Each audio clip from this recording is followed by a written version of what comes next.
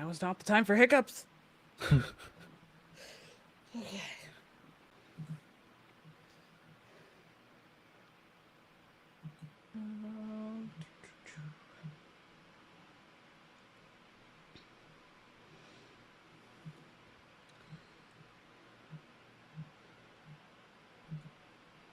Okay, just check here.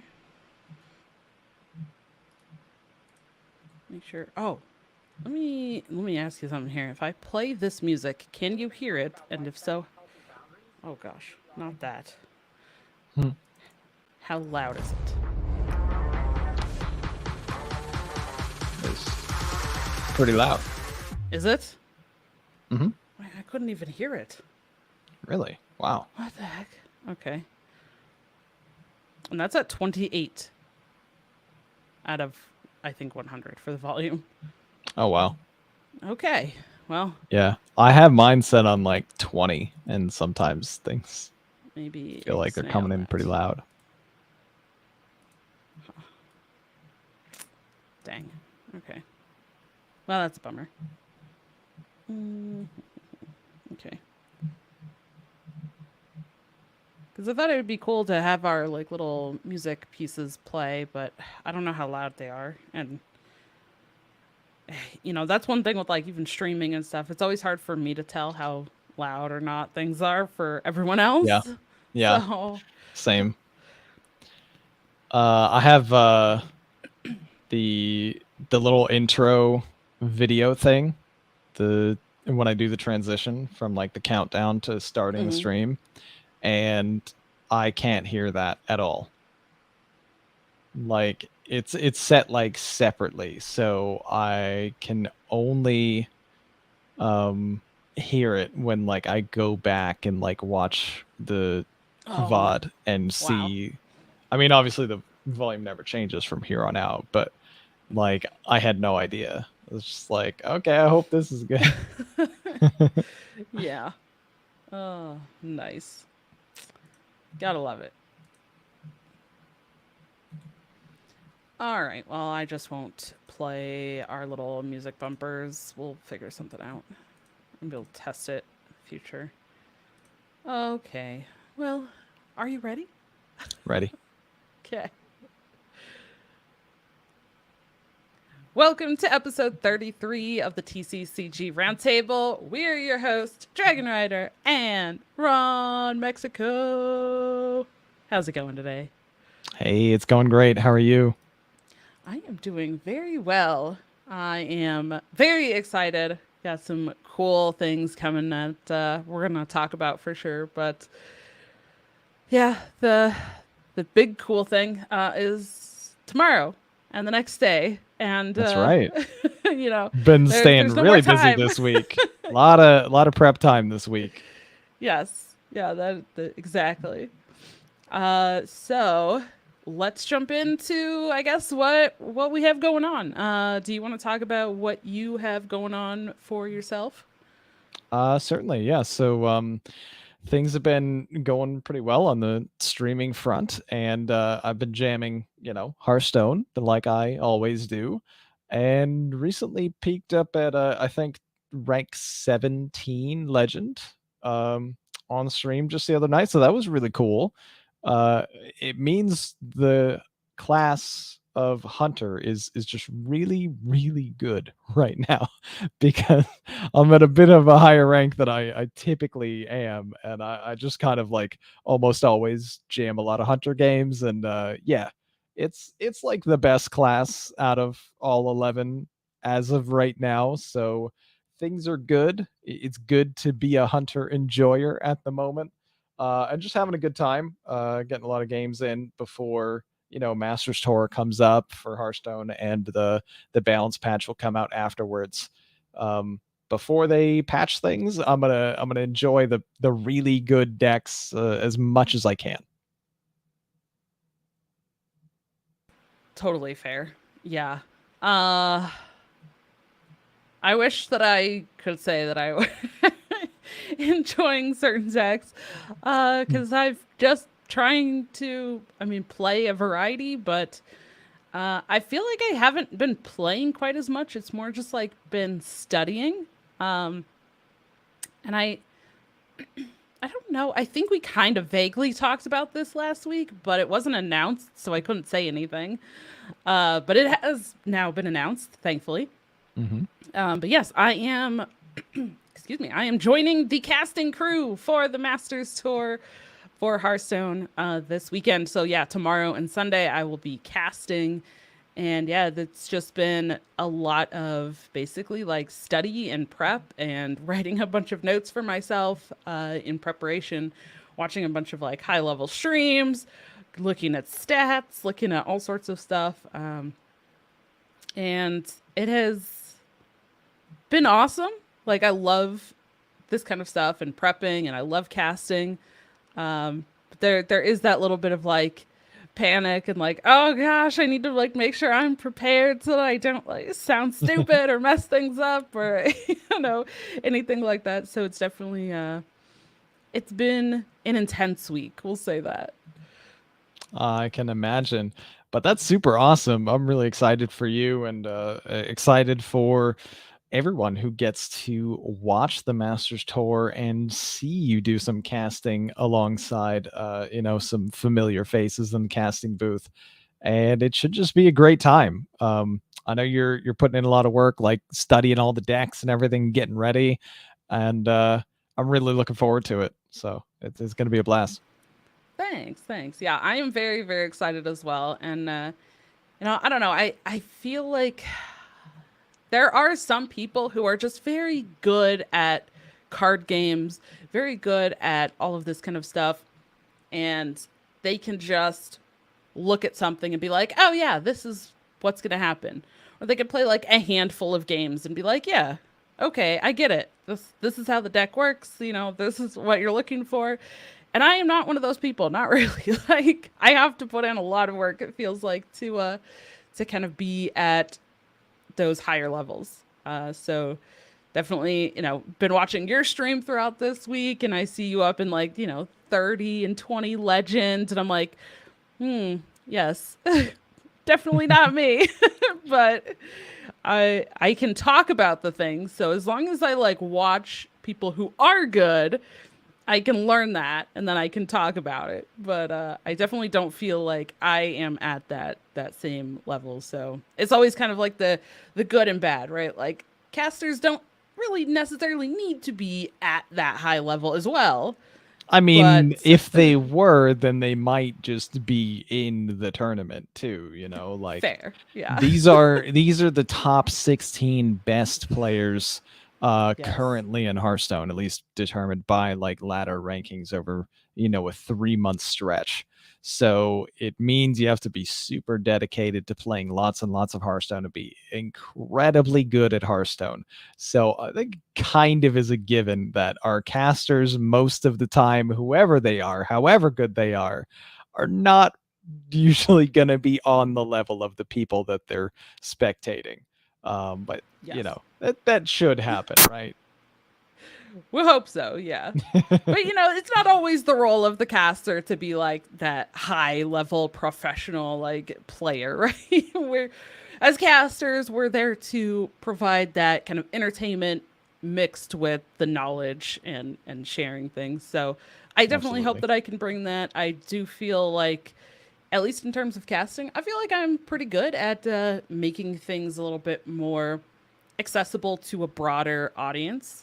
Uh, sometimes I think there are casters, not even just in Hearthstone, but in general, who are very knowledgeable about the game, and sometimes they get very like technical and they really dig into some of those things. And I think for many players, especially if they're newer or kind of the average player, some of that stuff just goes over their head. They're like, I don't really Right. know what they're Yeah. talking about. So we'll see. I'll bring the level down a little bit so like more players understand what we're talking about. So yeah, I am just very excited, but it's been a lot of prep, and I am very excited to do this casting. I did get to cast, and we've talked about it on the show before. My casting experience there with, back in 2021.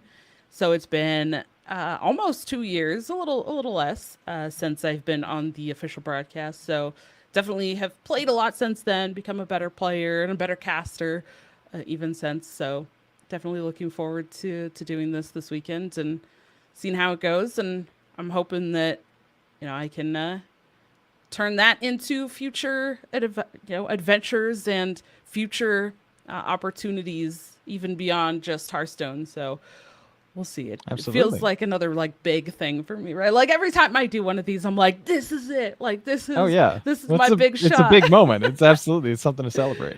It is. But I do like every time. Every time I even feel like I'm like, this is a big moment. Then the next time it's like, this is a big moment. And the next time this is a big moment. Like, Yeah. but it never gets old. I love having those moments and opportunities. So Yeah. I mean, I prefer that reaction to, oh, here we go. It's another one. You true, know? true, yes. But we also have something that you and I will be doing. I wanted to talk about it a little bit here. And this is for SolForge Fusion, actually. But one of our guests that we had on a little bit ago, probably 6 weeks ago, Something like that. I think. I can't remember exactly. Yeah, I think it was like at the end of May ish, somewhere in there, right? Yeah. But our guest that we had, Casey Kidd, very good SolForge Fusion player, very competitive. Uh, he is hosting what he's calling a digitize SolForge Fusion digitize charity event. This is like an invite tournament. So we will be actually competing in that. It's a duos like team event. I think we'll both end up playing. But here is the card that this event is based on, digitize.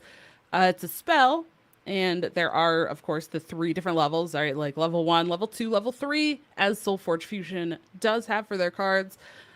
So with this event, basically, when players start, there's going to be an auction, actually, for half decks. The way that SolForge Fusion works, there is, the kind of generated decks, and all of the teams that are competing will start with an auction for half decks. We will all have to play a half deck of blue of this here that has digitize. And this is going to be pretty interesting.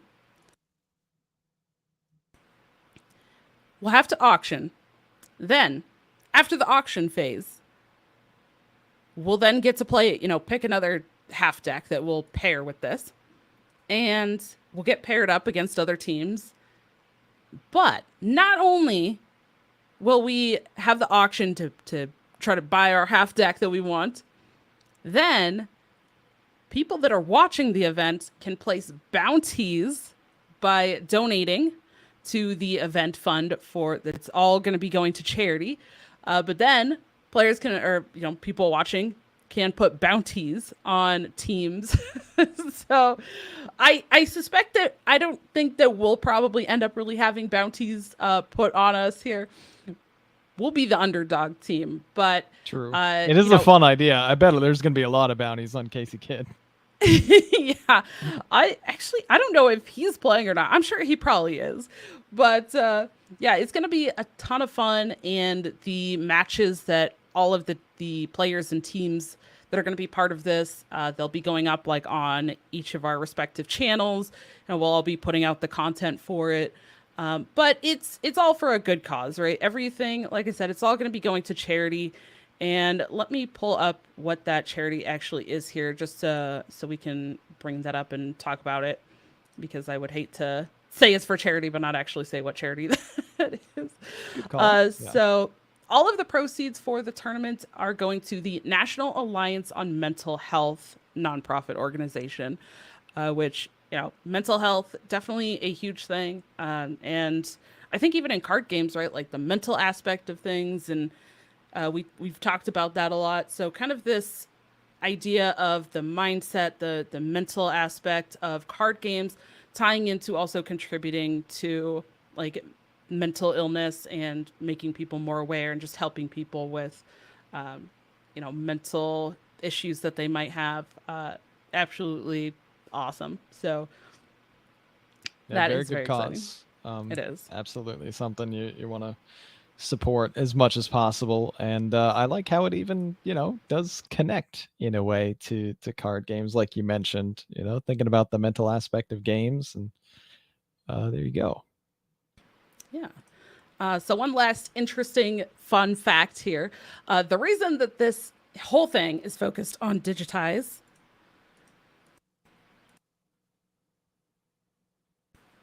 Man, excuse me, I am struggling today. The reason that this is focused on digitize and kind of what this means is we all again will be doing an auction. We'll all try to like buy our half decks that all contain digitize.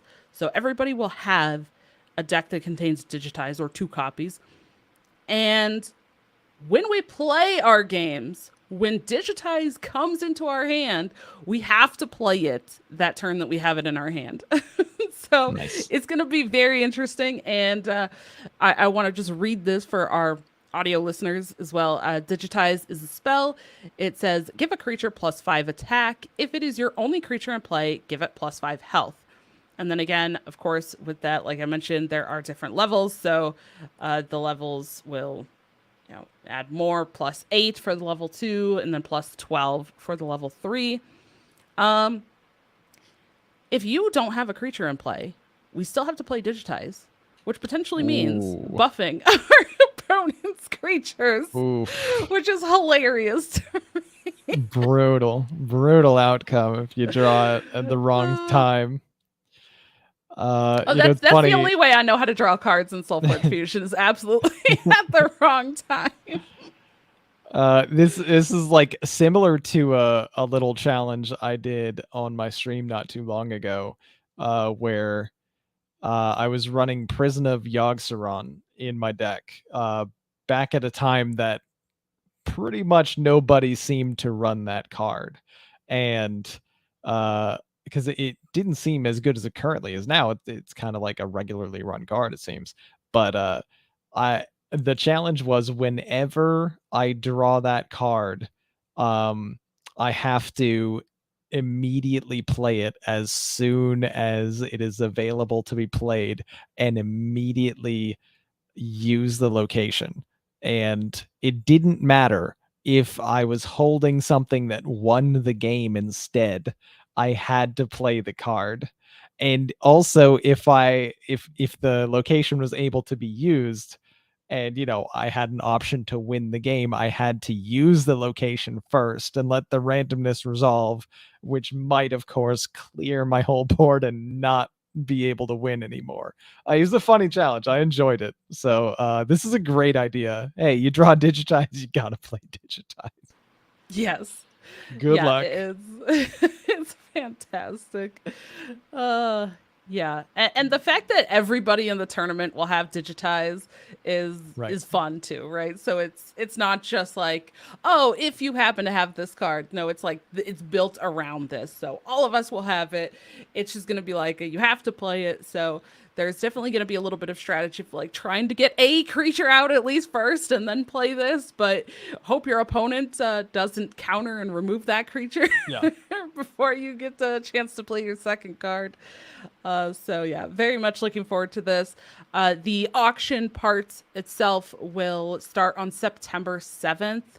And then there'll be like a few days of us all like auctioning for the half deck that we want. And again, all of that, the money from even like our auction part, all of that, whether it's the players auctioning for their decks and the money that raises, or anybody watching the tournament that contributes, puts bounty on players or anything like that, all of that is going to the charity. So definitely awesome.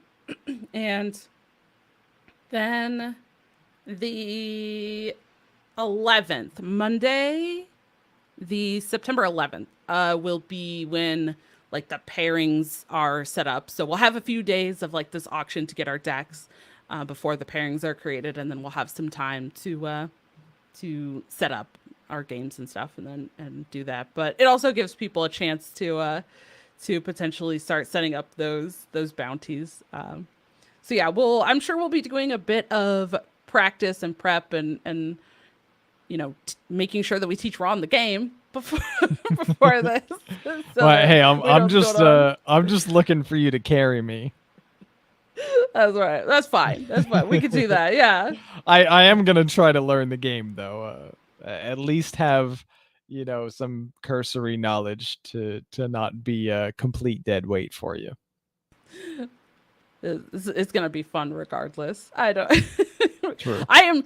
I'm going in with the like. I'm not expecting us to win, but if we can even pull out like one little like. Maybe if it's one play that people are like, "Whoa!" Like that's. Yeah. I'm not even going for a win. Yeah, realistic goals. I don't need to win the whole thing. Heck, I don't even need to win a game, but if I can have a good play, one good play, hell yeah. That's I'll right. dig it. You got to take those steps. You got to take the Yeah. small steps. But yes, did want to just bring this up, make people aware of it. We'll definitely be talking about it a little bit more and much more as this gets even closer.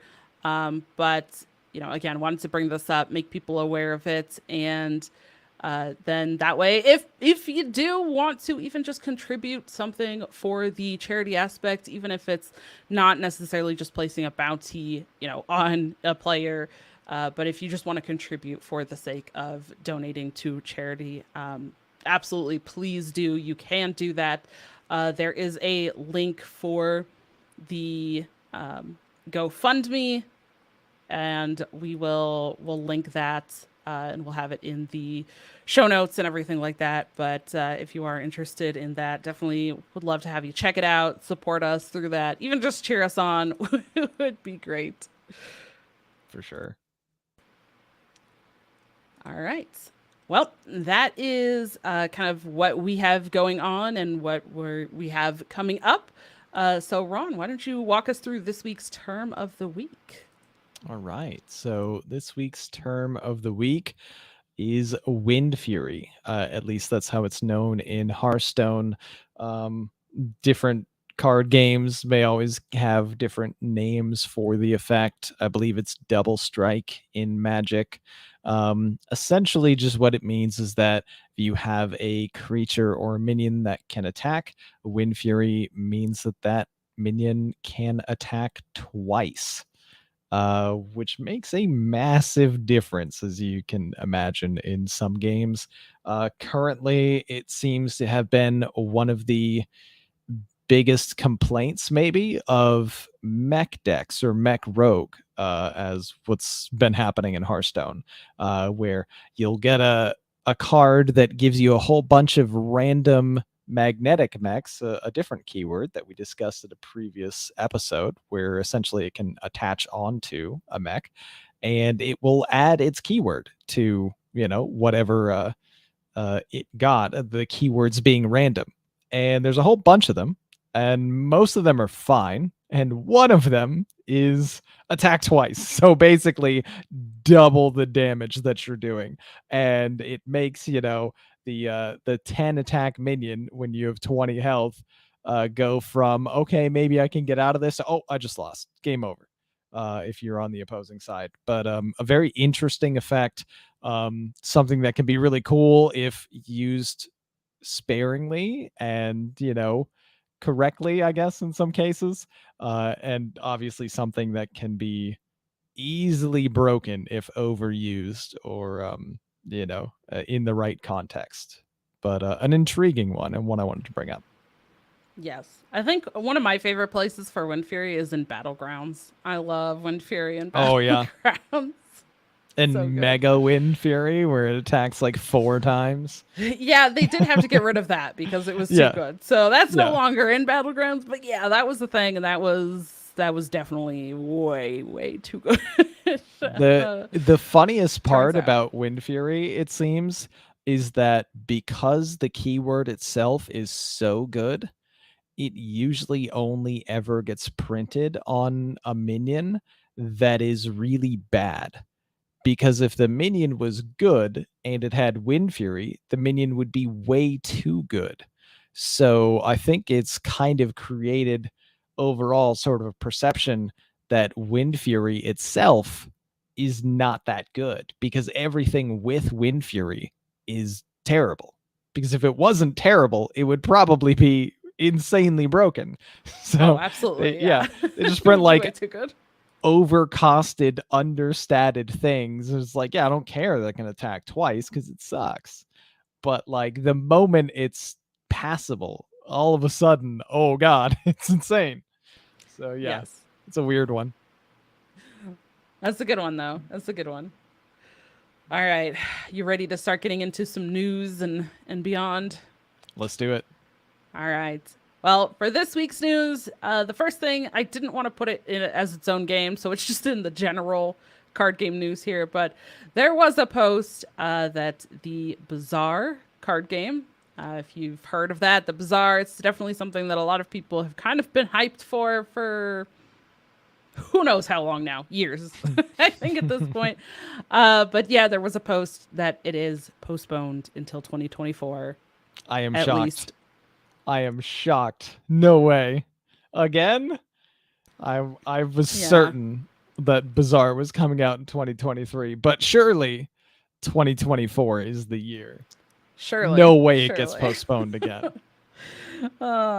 It's one of those things where like, it's just sadly kind of becoming a meme at this point. It's just this is one of the hard things to think about, making announcements and trying to build up that hype of things so early, is that then when you have delays and you have to postpone, and especially if you have to do that repeatedly, it starts to feel really, really bad. And then it causes essentially a lot of that hype to completely disappear. So, sometimes I think we've seen that with Blizzard in the past. We've seen that with, just even like creators and people's like personal stuff, right? They announce something kind of far ahead of time of when they're expecting the thing to happen, and then something happens or something falls through with it, and then it's postponed or canceled or whatever. And it's like, oh man, if we had just waited a little bit. But there's that give and take in like announcing stuff and trying to build up hype. So yeah, it's unfortunate, but also not really unexpected at this point, sadly. Right. Yeah. Well, for Hearthstone, huge patch notes were released yesterday, actually, as of our recording here, for patch 27.2. And wow, I mean, there's like almost every single game mode, at least the major game modes, I think, or the most popular game modes, are all getting something. They announced more like in-game events and some things coming. There is a new type of expansion, a new type of set that they announced. The first one coming August 31st, which is for Wild only. So it's kind of, a set that is focused for kind of older cards and focused on that play style that, like in Wild, you can play with every card, right? That's ever been printed, essentially. A couple of exceptions, but that's essentially what it is. Legacy type. And, that's a first. That's an absolute first for Hearthstone, which is really exciting. Yeah, which is kind of interesting. I think it's just kind of now getting to that age where I think like we've seen this happening for a while with things like Magic, right? Where they have Modern Horizons, I think is kind of their sets, their expansion sets that go to kind of those legacy style formats. I think a lot of other physical card games also kind of do this. I think for me, the big thing with that specific part of the announcement was that most of the sets is reprints, and they specifically say buffed reprints, but they are buffing the stuff up and then adding in some new cards as well. So it's not, a full, what was it, like 130 something cards, but it's not all 131 like new 100 plus, I believe, are buffed versions of like previous existing cards. which is still like really interesting to see happen. Yes. And it's really interesting for a digital card game as well to kind of do this. It's, the in physical games, it's just a reprint. And maybe they change it, maybe they put different artwork on it, and then obviously like that Set's logo and that kind of thing. But for a digital card game to do something like this, very, very interesting. But yeah, that was all announced. And then, of course, I think a good chunk of the patch is related to Battlegrounds because Battlegrounds has a new season starting next week on August 22nd when this patch launches. But it was a huge, huge patch. Like the blog post for the patch notes was huge. It actually had to have like what do they call it? It's like a table of contents at the top of the the blog post with like links. Like you could just click and go to that section because it is so big. Which, dang, it's been a long time, if ever, that we've had a patch notes like this big. I don't know if we've ever seen something quite like this for patch notes. Maybe on like launches of new game modes, but that's probably about it. Like, I mean, they're talking about the new Twist season is coming out.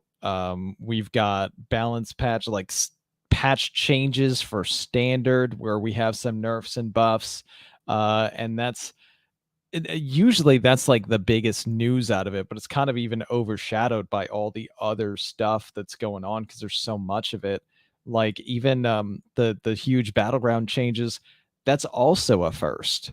Because they introduced a new tier in Battlegrounds now for minions. Like you only go up to 6 for the lifetime of Battlegrounds. Now there's tier 7. Like, oh my god.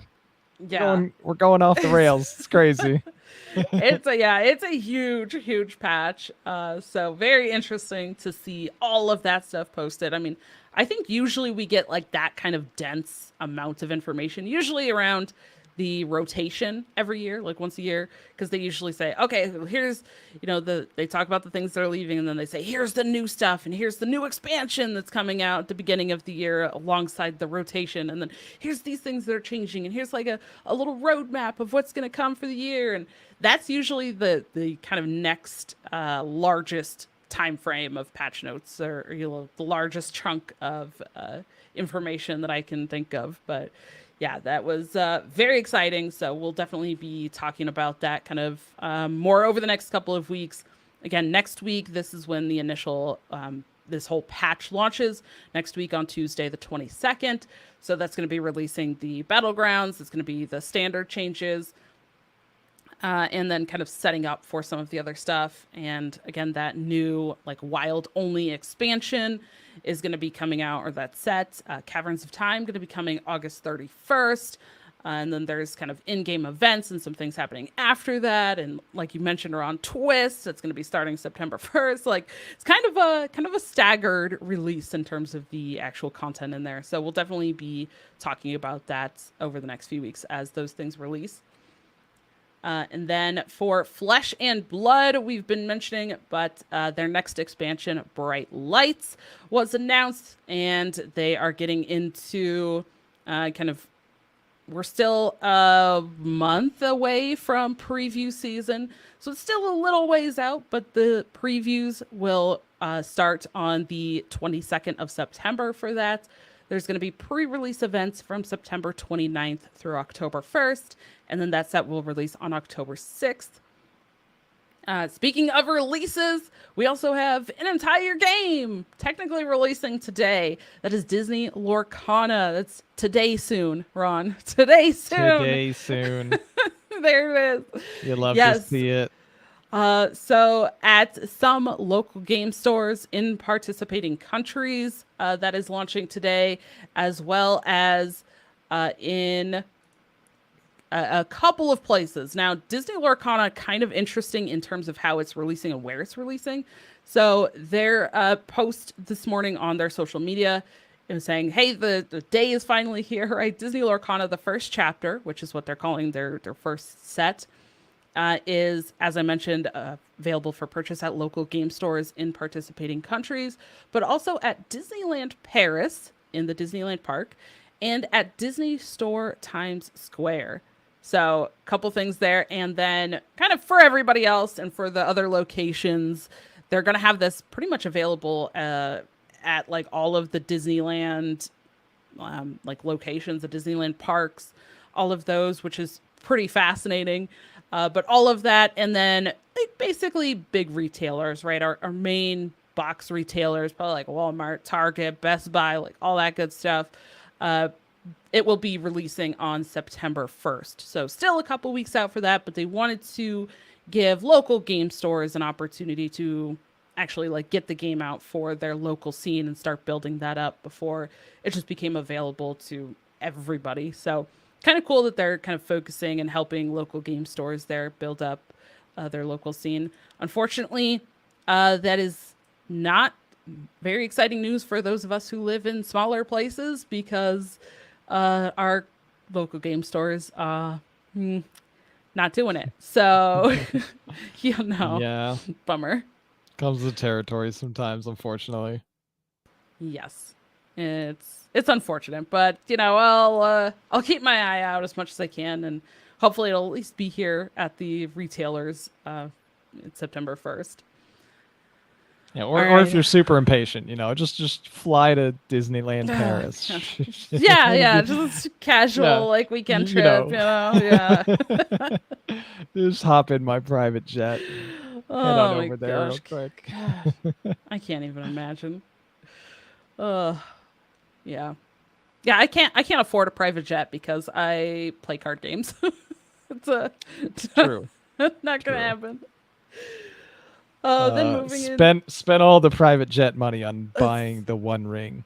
Oh man. Yeah, that's incredible. I can't imagine what's coming next because I think the hype around that is kind of an indicator for Magic and other card games potentially to try to do more things like that. Yeah. We'll see. Yeah. I mean, people just love collecting like unique things, so you can make a premium off of it for sure. Yep. All right. Looking at the next couple of games here, we have Eternal has also announced that their next set is on the way. Battle Lines is coming in the fall. It will contain over 200 cards and a few new mechanics. So we have the link there for that. SolForge Fusion also has recently announced their set 3 is coming, and that is called The Last Winter. And they have also been working on and revealing and talking about the digital version of their game that they are working on. Yeah, they are working on a digital version of SolForge Fusion. Right now it is a physical game, and they still want it to be very focused on the physical game, but they are kind of working on this digital version as well to try to give more people an opportunity to play the game and get familiar with it. It's going to allow them to do some additional things. I know they have been talking about like a PvE type content for people to be able to play that. And even though SolForge Fusion is based on this whole like algorithm based decks, right? No deck is exactly the same. It looks like for the digital version, they are planning on having just like a starter deck for each of the 4 factions that will be the same for everyone on the digital client, which I think is pretty reasonable, just at least to like give people a like, here's how you play, and kind of a tutorial mode or something like that, right, with the same deck so that people can get the hang of it, learn the mechanics, understand what it actually is before they just jump into like, here's all these random cards in this deck that like you don't know anything. So I hope that that's a really good intro for a lot of players. I know that I definitely am going to be keeping my eye on that. They did get to get some feedback on it. They had some people test it out at Gen Con that we have talked about, and they're going to keep working on that.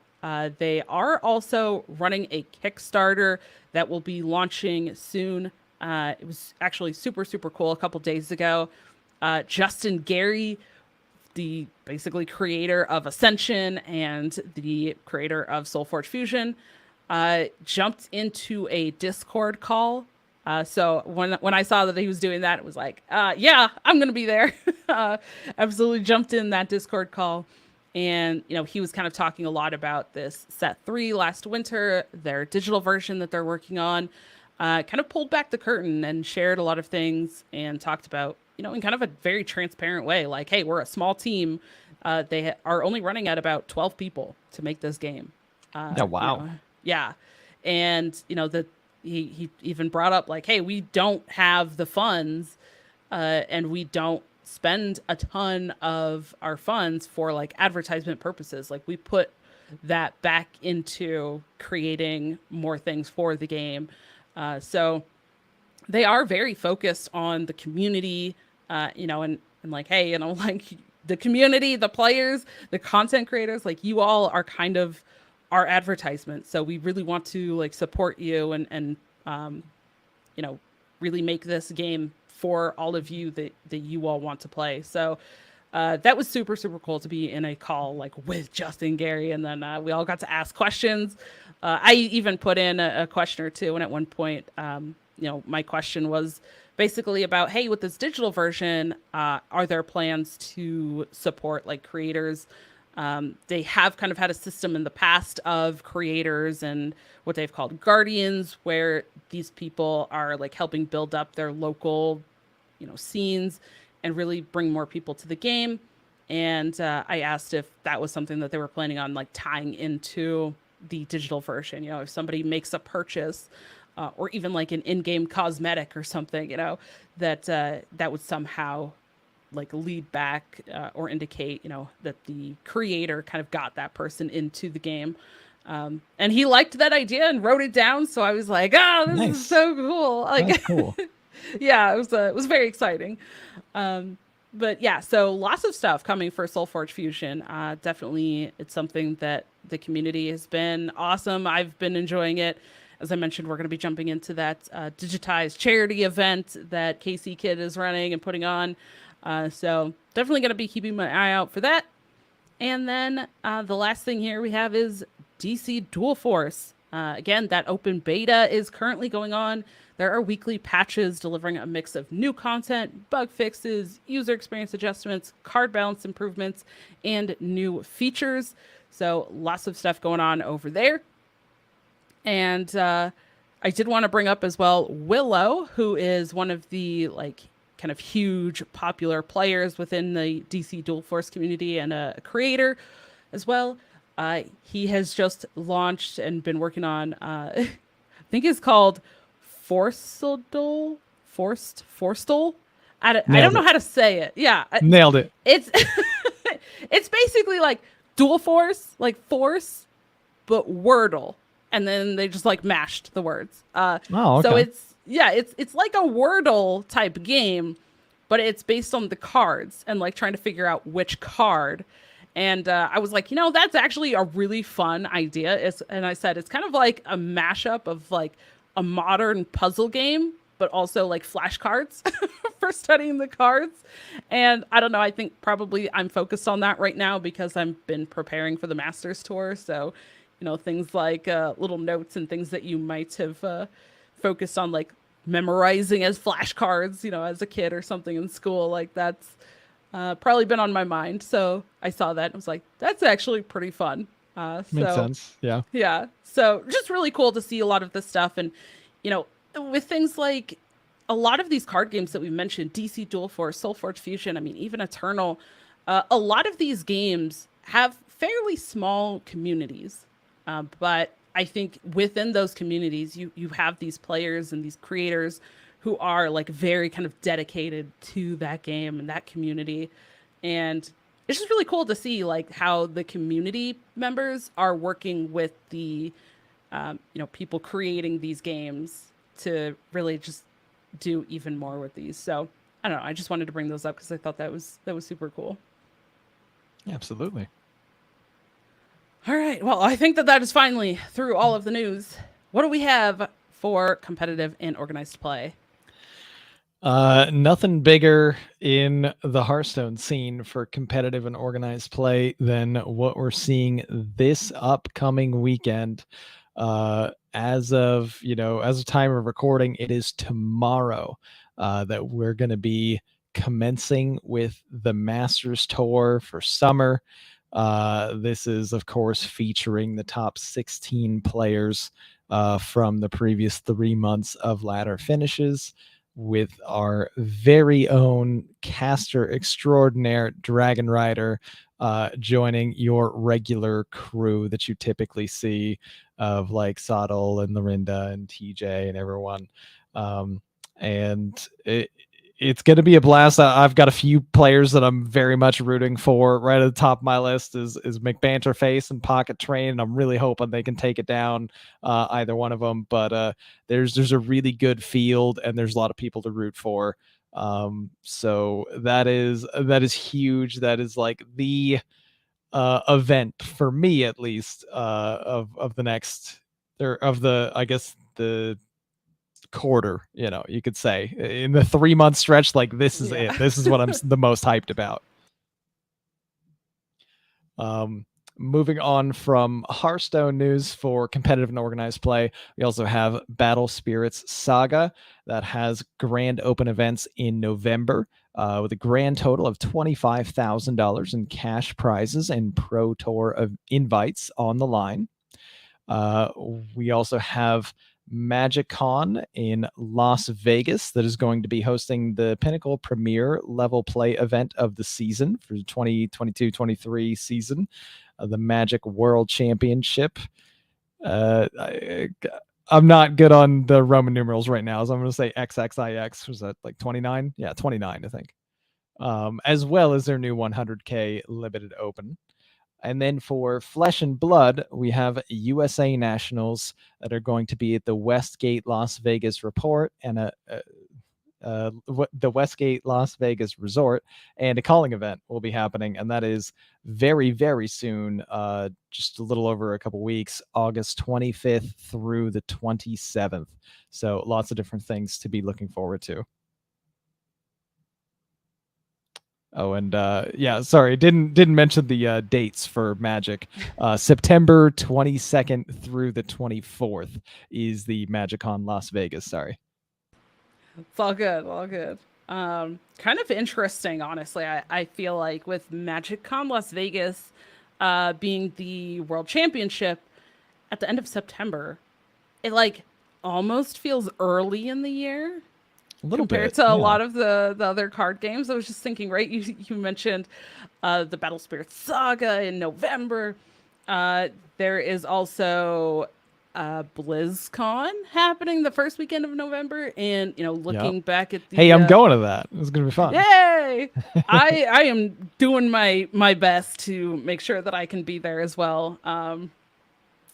However I can make that happen, I'm Right. gonna be trying. But if you look back at the HS Esports announcement from earlier this year, for both the Lobby Legends and for the Masters Tour Fall Championship, they both just say November. So I still read that as those are happening at BlizzCon. So that would be sweet to be able to go to BlizzCon and see those events. If I were to, get invited back yet again to cast and actually cast at BlizzCon, like, woo, That'd be sweet. That would be great. Putting that energy out into the universe. We'll see. But I feel like even last year, right? We got to interview the Magic World Champ from last year, and we did our interview like early December. The championship was end of October or in early November. It's like now all of a sudden it's end of September. I don't know. I feel like November, maybe December are usually kind of the big World Championship, big like end of the year tournaments and events for a lot of the card games. So it's kind of fascinating to see end of September for this. Yeah, they really jumped it up. Yeah. Not even October this time. It's early. I know. It is. Well, all right, Ron, you want to get into this week's roundtable topic?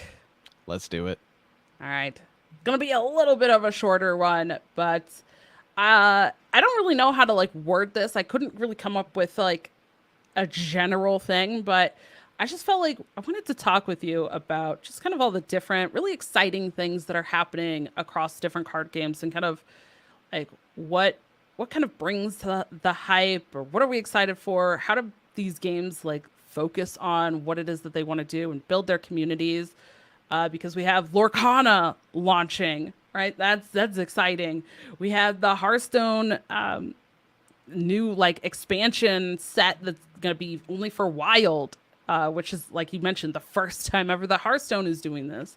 SolForge Fusion working on a digital version to bring that to people who, don't play or haven't seen or aren't close to a physical community for the game.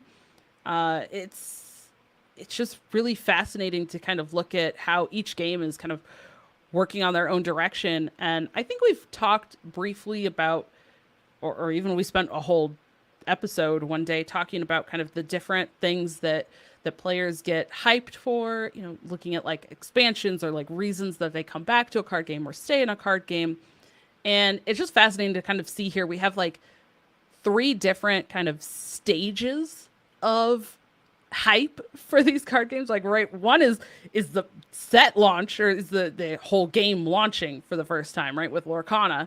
So you have people who are like, oh, this is a brand new game, it's a really interesting IP, that people are already familiar with Disney. So you kind of have that stage of the game. SolForge Fusion been around for a couple of years now, but they're kind of developing this digital version to bring in a different audience. So there's kind of like that stage of development. And then you have Hearthstone, who's now been around for 10 years, who is saying, okay, we're finally bringing in this set that is for this like older card format. So it's just kind of interesting to look at this. What are your thoughts, I guess, just like in general to start here, on these aspects of these different games or the stages they're at? What do you think about these? Yeah, there's it's really cool to look at just different stages of development, and I kind of like to think of card games almost like they age in dog years or something, like I don't know, you got Lorcana, which is like a baby, or maybe, if you just want to call year one, like I don't know, they're like 7 or something, like it's the very early years. They're learning how to stand up and walk and figure everything out, and the player base is like getting used to it. You have SolForge Fusion in this instance, who's like a teenager, like it's been around, it's started to learn how to do things, but it's still like really early, and there's a lot of different directions you can go. And then you got an old man Hearthstone over here, like 70-year-old dude, like wandering around with a cane now, but still trying to stay relevant, like doing different things to keep up with it. The analogy kind of goes off Hold, the rails, the hold, older you get. hold on. Okay, if Hearthstone is the old man that's walking with a cane, Yeah, what does that make Magic that's been around for 30 Methuselah. years? Magic the Gathering is Methuselah, like the oldest man of all time or something. We're talking like the 800-year-old character from the Bible or something. I don't know. Oh, this There's is precedent. I was ready for that question. I thought Mag- about this. Magic is one of the old gods. It's just Yeah, yeah, it's a myth at this point, like a mythological creature. yeah. I mean, admittedly, Uh, the analogy does kind of go off the rails after a little bit, because the older a game gets, is like, okay, what are you, just dead now? Like, but it's just like you have these different stages where games either build excitement or they build momentum for themselves and all this different stuff. So Lorcana, obviously, there's like all of the hype. This is brand new. Uh, the world is their oyster type of thing. Like, you can go in all kinds of different directions with your game and how you want to build up your player base, and what you want to gravitate towards, different mechanics you want to introduce, like all of these different things, and everything is completely fresh. There are no like built-in preconceptions of what your game is or how it should be from the player base. This is like one of the most crucial times to realize your vision as like a game designer. Um, SolForge Fusion being in year 2, there's already like the groundwork is laid now. People who have been playing have a good idea of what the game is, what they like about the game, maybe some things they don't like about the game, ways that they anticipate the direction of the game will go, things they want to see happen and don't. Um, and you're kind of building off of that, and you want to, it's still a very crucial time because you want to take the right steps and deepen the interest in your existing player base while appeal to new players and keep building on that and figure out the way to approach it.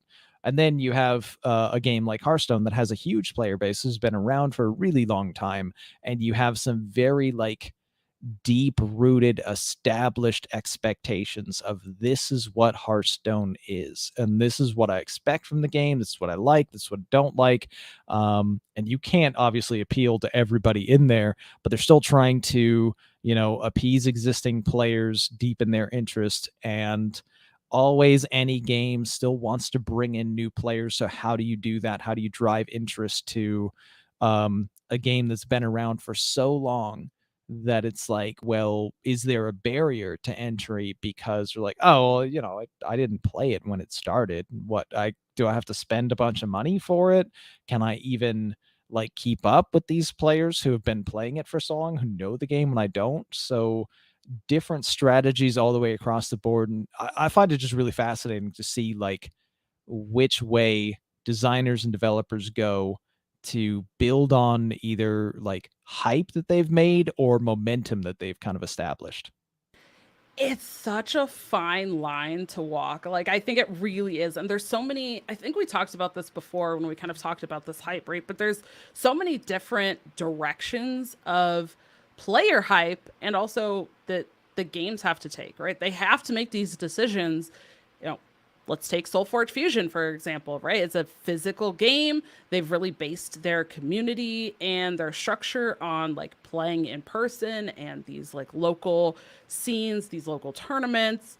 And now they're developing this digital version. And I know I saw some of the player base, you know, sharing some concerns for that, right? Like, what is this going to mean for our community and the like camaraderie and this kind of style of community that we've forged already when all of a Nice use sudden of we forged. get Well done. yeah, thanks. Here we go. Yeah. You know, once we kind of get this huge influx potentially of players who are trying out the digital version, and once that launches, like what does that mean for the community as a whole? What does that mean for the feel of the game and the environment? And are they going to start changing cards and making decisions based on all of the feedback from these new players for the digital version who haven't been there as long, or you know, do they just take feedback from the old players who are playing physical and not really cater to the new digital version players? Like, how do they balance that? That's It's a really tough, you know, thing to figure out. And it's been really interesting kind of looking across all of these different card games and seeing, you know, not only the different, like you said, like the different ages, the different stages that they're at in their game as a whole, but in terms of those kind of decisions and how they are catering to older audience versus newer audience versus, you know, what is it that they're trying to do for their game? Because every game, every card game has been making different decisions in that for their game, right? I think we've seen that with Marvel Snap. It definitely seems like they are making much different decisions than maybe Hearthstone was in terms of how they're starting the game and their monetization and kind of how they're doing the collection. You know, and then you have some card games who are like, people don't like that you have to buy packs and stuff, and it's too random. So we're gonna, you know, have it focused on this one-time purchase or playing, you know, with this other type of collection generation, or you know, then you have games like SolForge Fusion that go, well, instead of actually having specific collection, we're going to go in the route of these created algorithm decks, right? That you just buy the deck instead of having to buy individual cards. And Right. it's just really fascinating to see all these different avenues that the game development takes and that players choose. And it's really interesting. I think I wanted to bring up as well the Charge Plated podcast. Shout out to them. They are a SolForge Fusion focused podcast, but they were talking about the Gen Con. At Gen Con, they actually had their World Championship event and a storyline event, which is kind of like a big community, like fun level type of thing, not really necessarily competitive. And they were kind of talking about the difference of Gen Con last year versus Gen Con this year, and the difference in community and reaction to the game.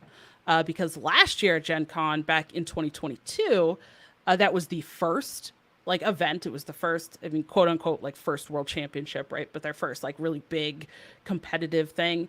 And there was some talk about how they had some maybe even well-known players, some very competitive, high-level players, basically that came from other card games that were like, oh, hey, I'm okay.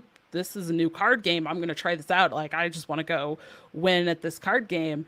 And, they kind of had a negative reaction to the game, right? They kind of took this and were like, oh, they just got really salty and kind of toxic and like, oh, this card's obviously busted and this needs to change and oh, this card game. So they kind of came from a different game and they just immediately went into this mindset of, I'm going to compare it to this other game that I already have experience in.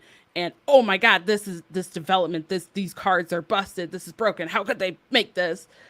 And that was kind of the experience that the community had at that first Gen Con for SolForge. Yeah. And then it was like, ooh, do we really want to play this game? Is this what the community is going to be like? But then they were talking about this year, it almost was it was like the complete opposite.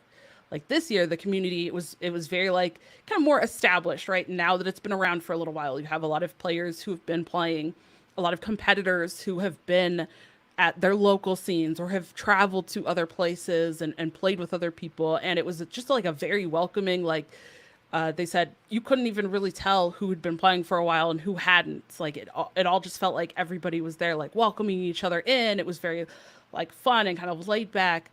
And I was listening to them talk on the Citizens of Lorcana podcast. Shout out to them. We also had Jared on from that show. We had him on as a guest a little while back. He went to Gen Con, and obviously Gen Con was like the first big like, hey, here's Disney Lorcana. Here's these cards. They had some events, and if you haven't already been looking at even just a little bit of news on Disney Lorcana, it was absolutely nutty. That first day was incredibly disorganized and terrible, and it was an awful experience for a lot of people there to actually try to get cards and figure out what was going on. They did kind of rectify that, both Gen Con and the Disney Lorcana crew, like from Ravensburger. They kind of rectified a lot of the first day and helped settle things over the next few days. But the crew over at Citizens of Lorcana were talking about how once they kind of got over that, the first day of just like literally a mass of people all shoving each other out of the way to like try to get to cards and stuff.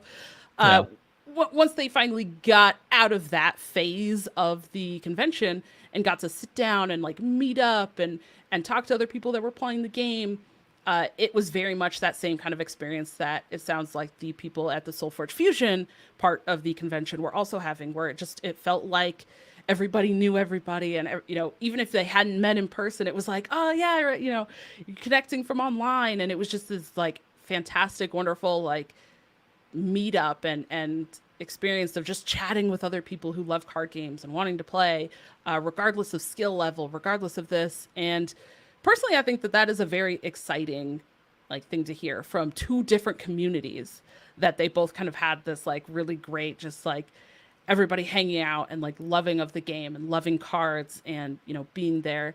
And I do hope that we see that continue in a lot of these card games, because I think also card games have had kind of a not great look to them for some of the communities, right? We've heard that across some communities. Card game players are toxic and things like that. So especially online, it can really be detrimental to the community, the card game as a whole. So I was very happy to hear that they didn't have that like toxic, terrible experience in both Yeah. of those communities at Gen Con. And I don't know, it's kind of interesting to see like that, but then say, okay, well now if we're getting into these digital games, is that still the experience that people are having on like digital games and not being in person? Is that something that those communities can replicate and bring in that same audience? And like, how does that change over time of the different stages of these card games, right? So I just thought that was very interesting. Yeah, and there's definitely a fine line to walk between like you want your game to drive interest and attract people who are competitive as well and want to play in a competitive context and win.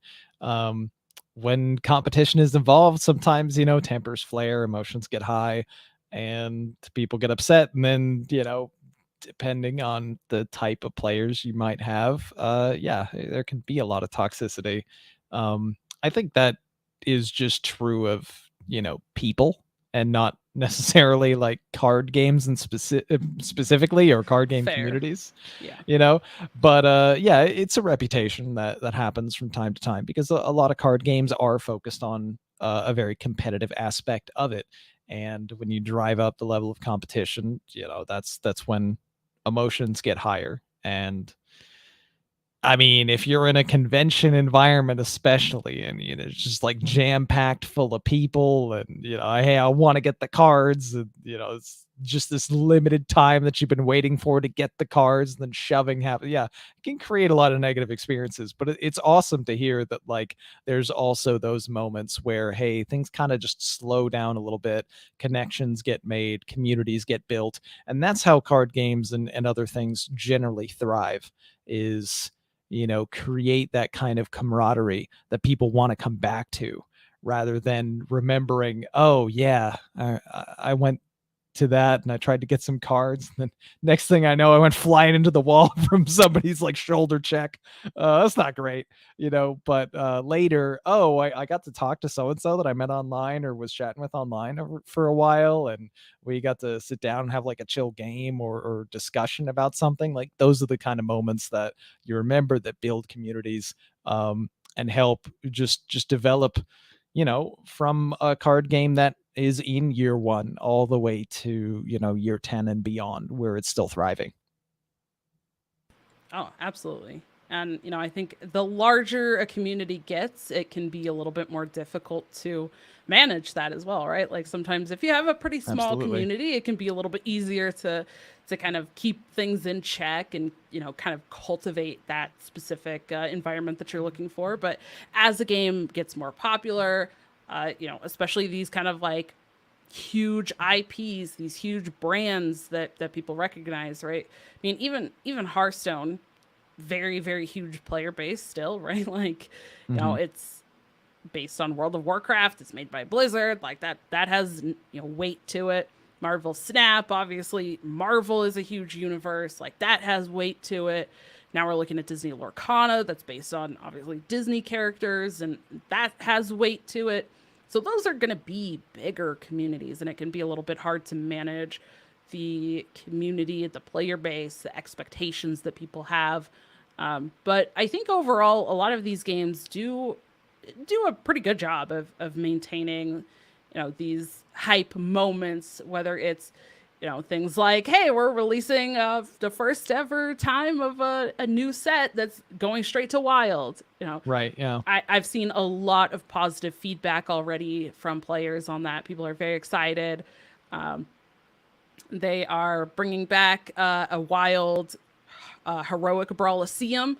I saw that, and I know we've talked about the heroic Brawliseum for standard on this show, and I'm a huge supporter of it. I love that aspect. I will not be trying that wild one because I don't play wild, and I'm not going to put my gold into that. Yeah. But I I might still think do that's super one, exciting. Yeah, there you go. Like there's maybe just one. you Yeah, see do how it one, goes. but yeah, it's not Yeah, one to like jam over and over like standard, where it's like, oh, I really want to try for the best achievements, because if it's an unfamiliar game mode, right. you don't want to use your resources too much. Yeah.